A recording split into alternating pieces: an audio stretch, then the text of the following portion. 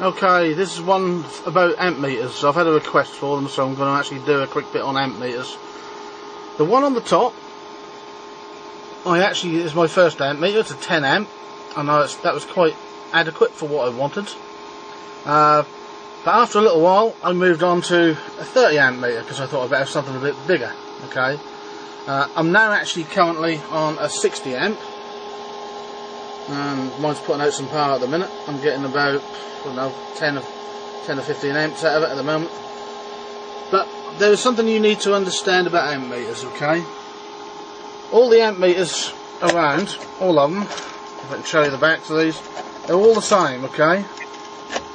And the one on the top is the same as the one on the bottom, and the same everything. You may notice from the bottom one, there's some melting on the 30 amp one. Now that's because up to 30 amps, or near enough, you don't actually need what they call a shunt, okay? A low powered amp meter will quite handle it, the movement inside of all the current going through it, but when you get higher up, they get warm and they melt. And as you can see, this one has sort of melted a little bit. So I replaced this one with a better one, and I moved on to the 60 amp one.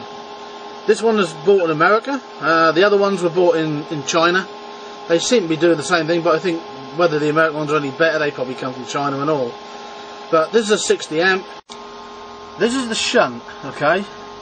This is the bit which comes with the higher powered amp meters.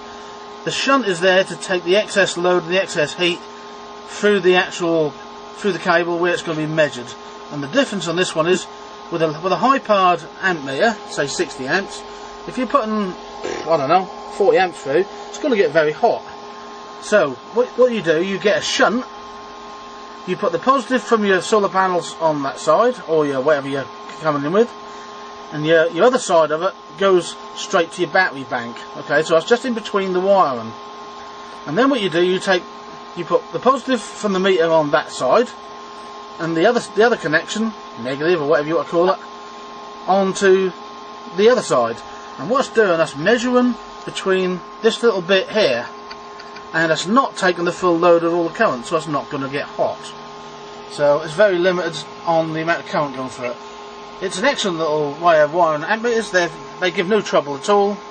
I'll tell you, I put mine like this so I can actually get to the wires. I just decided I'll put them somewhere I can get to them, and also that's based on my other system as well. There you have it, amp meters. If you need to know anything else, don't hesitate to give me a call on the normal way of talking to me. Send me a message or anything you like, and I'll see if I can answer it, if I can help. If there's somebody else out there who can answer it, please answer as well. Anyone who sticks anything rubbish on my site, I'll delete it. If you try to sell me something that isn't relevant, I'll delete it again. Anyway, see you later. Bye.